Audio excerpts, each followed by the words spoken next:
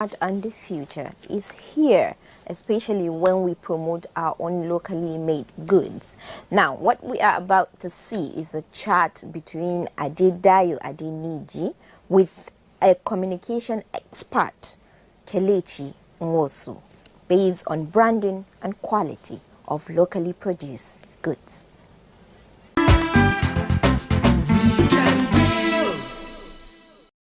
What do you think is responsible for this packaging issue? Well, I think we need to pull back and go to the fundamentals. Okay. I think the fundamentals is about marketing and market understanding. If we're able to understand what happens in a particular market, if you produce for a particular market, you will understand the regulations, you understand the gaps, the needs, what that market requires, then you produce for that market. So that's market understanding. And the other parts of it, of marketing that are important, if you remember those simple 4 pillars of marketing, which is around product development. You've got to innovate, or you've got to be able to add value to a particular product before you take it out to meet what your market requires. Let's use yam, for instance. Okay. So if I'm going to export yam, I need to understand what are the requirements in the yam market, the destination market. What are the health requirements? What does their NAFDAC equivalent in that country require? But I also need to understand, what do the people there need? Do they want yam in a flake format? Do they want it pounded? Do they want it raw?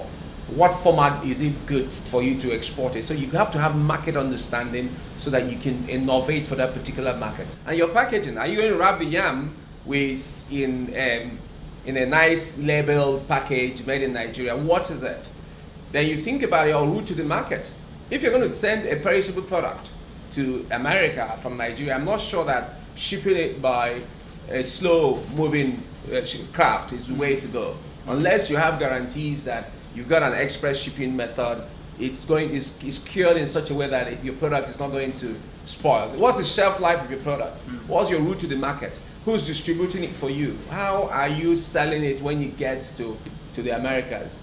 Then your price is important. So I think what's missing, if you ask me, is that our entrepreneurs, our SMEs, our big producers, anybody who's interested in export must understand the fundamentals of marketing. Okay. The other thing you can talk about really is government policy, which is, how does government stimulate export? I hear there are a couple of funds that are coming in now that will be used for training people for export. Yeah. Now, those funds, when they begin, like any EPC, the Nigerian Export Promotion Council has one they talked about from the Ministry of Commerce and Industry. Yeah. Those sort of funds should not just go into finance, they must go into capacity building. So if you're going to do anything, actually, not just export, if you're going to have a non-oil economy grow, you've got to build capacity for it. Yeah. And at the core of everything we do in business is marketing. It's a marketing that allows you to promote and push brands from our country that cuts through the marketplace wherever they go into. Is it rocket science to be able to beneficiate our product within a short period of time? Because the crux of this discussion now is to make Nigerian products viable within the shortest possible time. You know, to add this value we're talking about within the next. How do we go about it? I think it's not rocket science, but a lot of things in Nigeria sound like rocket science for so many reasons, which I'm sure that we don't want to get into here. But one of the things that can help will be for the ministries involved, which is around science and technology, commerce and industry, or investment and trade, to see the particular, and Nigerian Export Promotion Council is already doing some of that, to see which parts of our product verticals that it can stimulate. They have to act as a catalyst to say, we know you guys are good with this. How can we enable you, put them together for you to export them? We also need to talk about services. Sometimes we just talk about products. We need to talk about services. If you look at our entertainment industry, yes, I don't think we're exporting enough of it the way we should. I don't think we have organized it the way we should. So you've got to come about innovation. How do you build capacity? How do you put it in such a way? And when we also talk about export, we mustn't forget that with the AFC FTA, there's great opportunity to even export into around Africa. There's a lot of work that needs to be done. It has to be deliberate. It cannot just be done by pronouncement. I don't know if it can be done in 6 months, but we need to put the building blocks. And I think those building blocks are around innovation, within the innovation ecosystem, marketing, capacity building. So every producer doesn't have to get a marketing agency or a marketing communication agency like us, but you can learn it. What should the government agencies in charge do to at least call together the SMEs, the SMIs to start in earnest so that there will be a change? You know, as we speak here, this is my view. But sometimes you need a little bit of much more in-depth study to get it. A need analysis, that question that you asked me first, why are products not doing well? That sort of need analysis is being done. Some people have probably started doing it, but that needs to be cascaded to the producers in the organized group to say, no, don't just send your yam in containers. They'll get spoiled. This is what you must do. This is how you can elevate your yam. Look how you can beneficiate it. This is how you earn more money from doing this. Maybe you do yam as you pound them and put them in powders or whatever. This is how you do. This is how you can get a loan. This is the kind of science you need. This is how you need to understand marketing. The ministries, particularly Nigerian Export Promotion Council, needs to do that backward integration to stimulate the export side of our productivity, our GDP. Okay, with the current situation of our exports, our packaging and everything, do you see a shift very soon? A shift is only going to happen if we do the deliberate things. So I'm an optimistic person. I think we'll get better, but we must do the things to make us get better.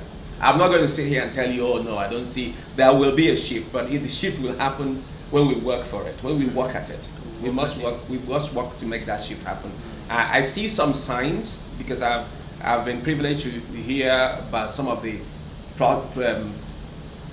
ideas and policies of NAPC, but they must be joined up with other ministries. They must also be accepted to the people who are in production. We must also get more people into export productivity.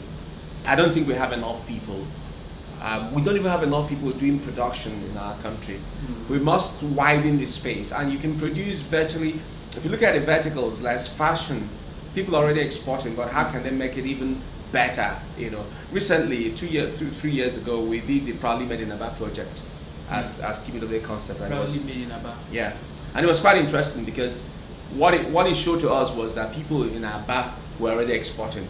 But one of the things we've gone back to tell them when we brought even investments through them, we promoted Aba, is that they need to plan for export. They need to understand digital business, e-commerce. How you produce for a particular market in such a way that the logistics company picks up your produce or your shirts or your garments or whatever you're making in Aba, and you're marketing them with a branded name in the countries that you're taking them to. You establish a distribution line. Those are lessons that must be learned. Okay. Now, before we go, we have talked about what the government, the agencies can do. Yeah. What more can the individual, the private entities that are producing these things do to ensure that things move forward? It's not enough to produce them. You have to have a plan. You have to, if you want to do any business, you need to understand the market, and you need to understand the principles of marketing. So I would urge anyone who's and marketing is such a fluid and dynamic subject because the market changes. Yes. The consumer tastes change. The approach to the market changes. A lot of things come into play, for instance. So I'd urge anyone who is into production or who's into business actually to understand those principles of marketing.